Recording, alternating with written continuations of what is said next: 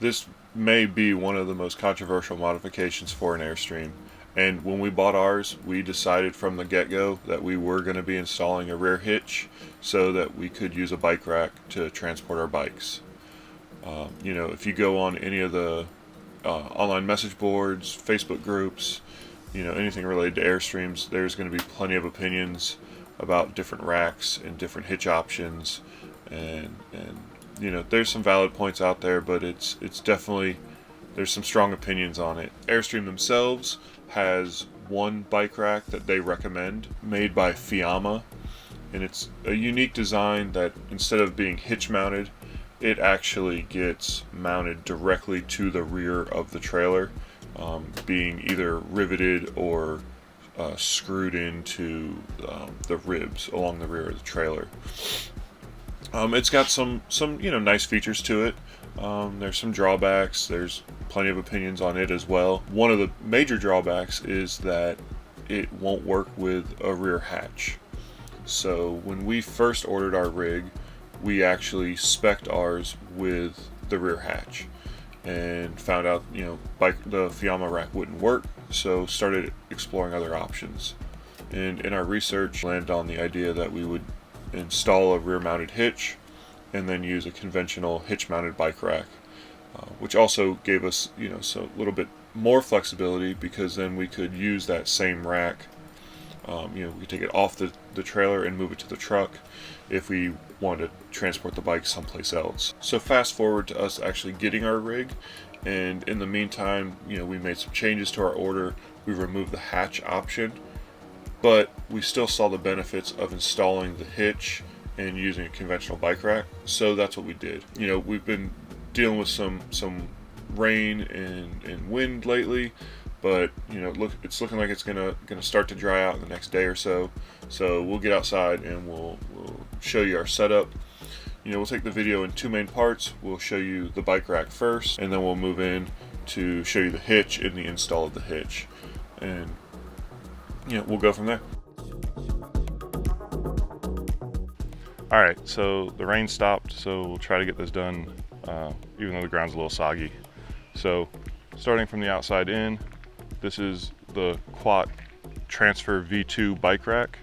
It holds two bikes. They also have a single and a triple version. It's RV rated. I think the 2 is the only RV rated one. So whether you decide on this bike rack or a different bike rack for your rig, just make sure it's RV rated. Right. The way this guy clamps the bikes in place is a clamp over top of the wheel. Just folds out of the way like this, nice and easy. Also has a Velcro additional support there. And then in the back, it's just a ratcheting clamp that holds the back tire in place on this tray. Don't mind the rusty chain. We've got some surface rust from the wind, or from the rain, and we can knock that all off, it's fine. The rack also features an integrated chain lock that locks right down here, and you can use it to help secure your bikes. The rack has a tilt feature that aids when you're trying to load the bikes or unload them. It also helps when you're trying to store the rack with the bikes not on it. And there's just a foot pedal down here. You press and tilt. Press and tilt. It also allows for access to the back storage compartment. And just while we're down here, it's a 2-inch standard hitch size. So one last thing we do with our bikes, we have some waterproof covers for the handlebars and the seats. We've also got full waterproof covers that we can put on. It's just when it gets really windy, they don't do well. But these stay on for travel days, and they've done fine. We've replaced them a couple of times just because the sun breaks them down. And squirrels. Yeah, and squirrels. But it does great to help keep like the component controls protected. The other thing I do for travel days that helps is I clock the handlebars on my bike 90 degrees to the left, and it just keeps the handlebars off the window, and also means we can open the window with the bike still here.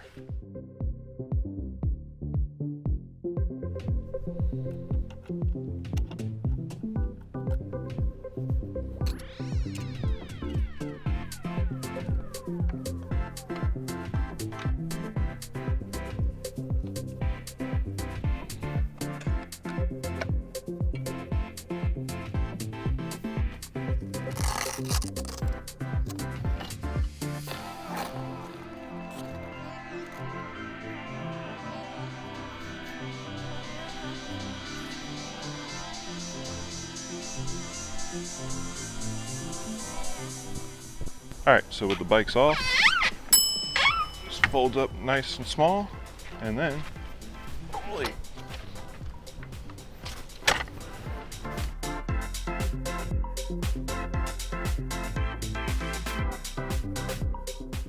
So one of the nice features that's built into this rack is this Kuat's flat lock cam system, and essentially what it is just a stabilizer.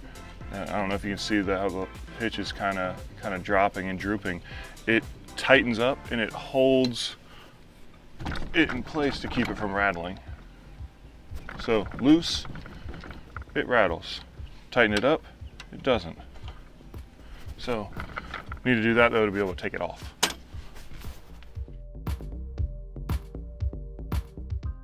So now that we're over at the truck, again, one of the reasons we opted for this was because we can switch it easily over to our truck.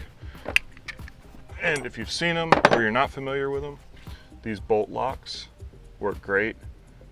They've got receiver locks, they've got padlocks, they've got cable locks, and you buy it based on your vehicle manufacturer, and you use the key from your vehicle to set the lock, so you don't need an extra key laying around.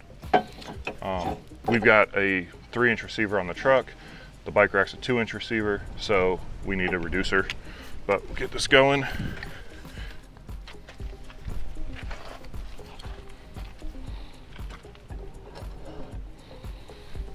This guy right in there.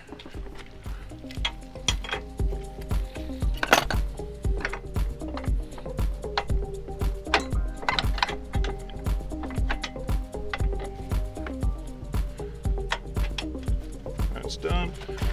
And then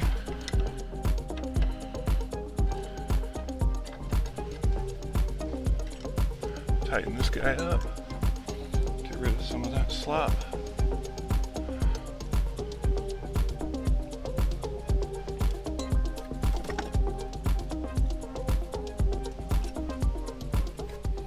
Now we're ready to go.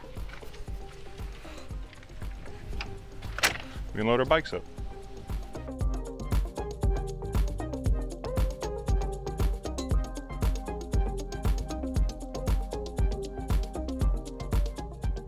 So here's the actual hitch we installed from TorkLift.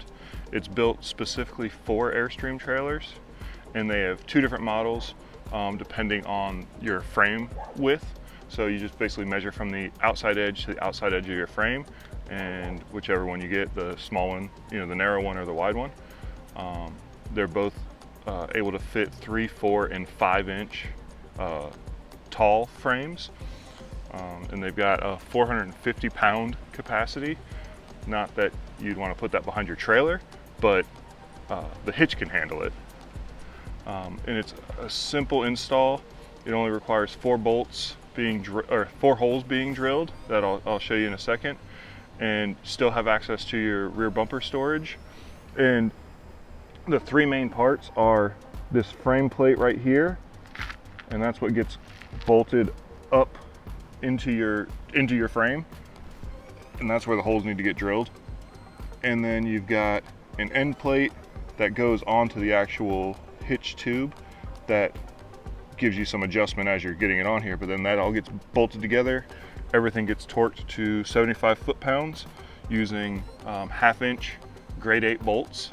And I mean, we've had this on here for going on 2 years now. We've gone across the United States and back again, and this thing has been a rock star. It's been super solid. So we'll open up the hatch, the rear storage hatch, and show you the other side of these bolts. All right, so inside the storage compartment, pull this mat back, and there's the two of the 4 bolts that hold the hitch to the trailer, and they just get drilled up from the bottom using a 9/16 drill bit. So that's our setup. Hope you enjoyed the quick tour of it. Let us know in the comments what you guys are using or other thoughts. There's a lot of options out there. So, just make sure it's on there good, and enjoy.